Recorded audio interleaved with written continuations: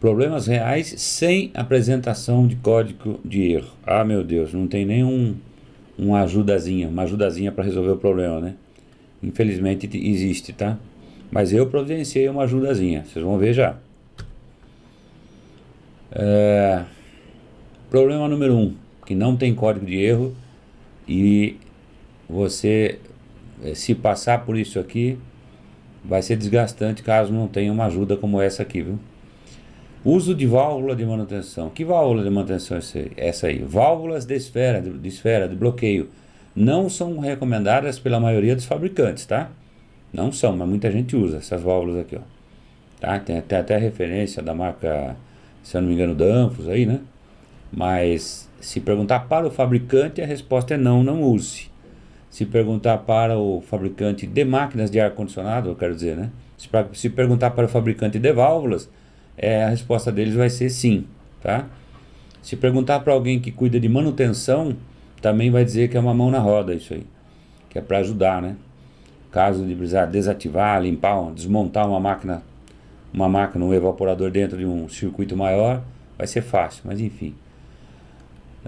A justificativa de uso de válvula, né, é que, aliás, de não usar, né, de não recomendar o uso de válvulas pelos fabricantes, a justificativa é o seguinte, é que com o tempo a pressão de trabalho interna e constante, né, vezes a pressão atmosférica, a primeira vence, ou seja, ocorre vazamento. Outra justificativa é que as válvulas não passam no teste de estanqueidade. Bom, já se ouvirmos os fabricantes de válvulas, a proibição não tem justificativa. Então fica a dica, tá? Essa é a dica minha aqui que eu já vi brigas por causa disso aqui, tá? Caso o evaporador futuro venha em questão de meses, porque é sempre assim, né?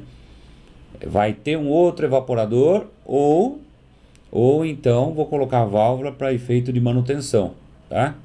Manutenção da linha, ou seja, coloco uma válvula para cada evaporador, um par de válvulas, né? Então é assim, caso o evaporador seja colocada essa válvula, né? Pensando num futuro equipamento, que é o caso dessa figura aqui, ó, que eu extraí lá, a fonte está aqui, ó, manual Hitachi Ecoflex 2, né? Olha o que eles dizem aqui, ó. Não recomendamos a utilização de válvula de espera para aguardar futura ampliação da linha. O produto encontrado no mercado não garante estanqueidade. Isso aí é Hitachi, tá? Ao aplicar pressão de 42 kg, a válvula de esfera irá vazar e contaminar o ciclo, tá?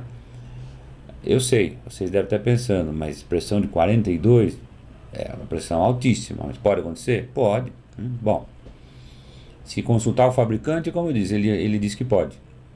Então aqui fica a dica. Caso o evaporador futuro venha em questão de meses, instale a válvula se realmente for de valia para o seu serviço de manutenção, inclusive. Caso o evaporador demore anos ou mesmo tenha possibilidade de nunca ser instalado, não use as válvulas, tá? O bypass do refinete aqui, tal como a figura abaixo e à direita, que é essa outra aqui, ó, é proibido, tá? Então são dois casos aqui. O uso de válvula de bloqueio à espera de um condensador é proibido, porque caso esse evaporador nunca venha, vai ter vazamento, então o certo é usar um tampão de solda, tá? Ou mesmo fechar por pressão com alicate, né, por exemplo, tá? Mas não pode instalar a válvula nesse sentido, se o evaporador correr o risco de nunca acontecer o negócio, tá? Pode dar vazamento. E a outra coisa é o uso de válvula para manutenção, né? Quer dizer, um par de válvulas em cada ramal de evaporador, tá? Isso é para efeito de manutenção e realmente ajuda, né? Fecho, né? Faço o serviço que tem que fazer e mantenho o sistema funcionando, tá? Depois eu tenho que fazer vácuo só num trechinho, que é entre a máquina e a válvula, né? Então realmente facilita, mas muito cuidado com isso. E a outra coisa é o seguinte: se caso colocar um kit, um refinete assim, como está aqui, ó, e eu não lacrar ou não colocar válvula, eu não posso fazer esse bypass aqui, ó. Muitos instaladores já fizeram isso, eu já presenciei pelo menos 4 vezes, tá? E as 4 vezes foi difícil de entender isso aqui, porque a infraestrutura todinha sobre o forro, não dá para ver nada, tá? Somente pelo sintoma é que tem que suspeitar, pelo sintoma e pelo projeto. Por isso que eu falo que o projeto em mãos é importantíssimo na hora de manutenção, na hora de fazer diagnóstico. Porque eu peguei o projeto, a última vez foi assim, eu peguei o projeto e vi que tinha um refinete, né, que ia ser, aliás, uma máquina que ia ser instalada futuramente, né, e não foi colocado válvula, não foi feito nem tamponado, nem foi tampado, nada, tá? Simplesmente eu desconfiei, né, conversando com o instalador, que tinha sido feito isso aqui, um bypass, tá? Então não pode ser feito isso. João, mas por que, João? Agora, pensem vocês, sinal de válvula de expansão eletrônica é um dos sinais mais importantes. Voltem lá no módulo Fundamentos do produto e vejam. O VRV ele trabalha com vários sinais e um dos mais importantes é da válvula de expansão eletrônica, tá? Então, se eu não tenho um sinal aqui, mas tenho uma máquina, ela fica praticamente cego, né? Quer dizer, a vazão que é reunida e liberada a cada 20 segundos pelo VRV é uma vazão errada. É uma quantidade de gás errada. Por quê? Porque eu não tenho, está faltando um sinal aqui de um evaporador, tá? É como se escorregasse aqui, né? Mais ou menos isso, né? Mas falta um sinal. Faltando um sinal, a quantidade de fluido refrigerante liberada para o sistema não é a correta. Se não é a correta, tenho problemas quanto a conforto, tanto no resfriamento como no aquecimento. É isso. E é difícil de identificar isso aqui, tá? Isso que eu estou falando aqui tem no bônus desse módulo aqui, que quem assinou, quem comprou o pacote todo vai levar esse bônus aqui, ó. E eu tenho aqui, né? Olha aqui, ó. Todos os manuais de serviço do VRV, esse e-book aqui, esse bônus é específico para a VRV Daikin, tá? Olha os livros de serviço todos aqui que tem que ser usados, tá?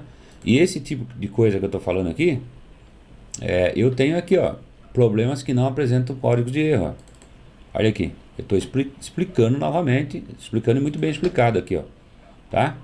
O bypass de refinete e o uso de válvulas, tá? Então, aqui vocês têm uma ferramenta em mãos, tá bom? É o bônus que vocês vão receber. Tá bom? Vamos adiante. Um segundo problema que não dá código de erro, mas é um problema. O kit refinete, né, a junta inclinada. Nesse caso, o problema é o ruído que a peça inclinada pode provocar. É um problema de instalação, muitas vezes difícil de ser resolvido por dois motivos. Primeiro que o refinete pode estar embutido em parede, forro ou sem acesso, tá? Segundo, porque o ruído é muitas vezes percebido pelo usuário da instalação em horários onde o ruído externo é baixo, à noite ou de madrugada. Pois é. Não tem outro jeito exceto quebrar e arrumar, tá? Achar onde está inclinado e arrumar. Acredita-se que além de ruído, com o tempo, algum problema de escoamento de fluido e de óleo para o compressor possa ocorrer, tá? Então, lembram lá quando eu falei de refinete nos módulos anteriores? Módulo de instalação e também no do projeto? Eu não posso inclinar o refinete, tá? Na horizontal é a melhor posição que ele trabalha, com uma leve permissibilidade de 15 graus, conforme esse desenho aqui. Posso pôr na vertical, para baixo ou para cima, mas não inclinar em relação ao próprio eixo. Nota, os kits, os refinetes de módulo condensador também têm regras de instalação. Verifique o manual do fabricante antes de trabalhar, ok? Bom, João, mas o que acontece se instalar inclinado? Então é só ruído e problema de escoamento? Só? É muita coisa, tá?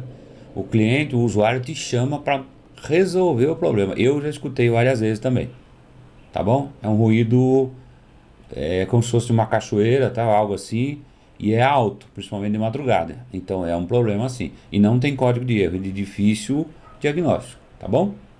Era difícil, né? Porque agora, com o meu livrinho aqui, com o meu curso, vocês, né? Vocês vão ter ferramenta em mãos para trabalhar, tá bom?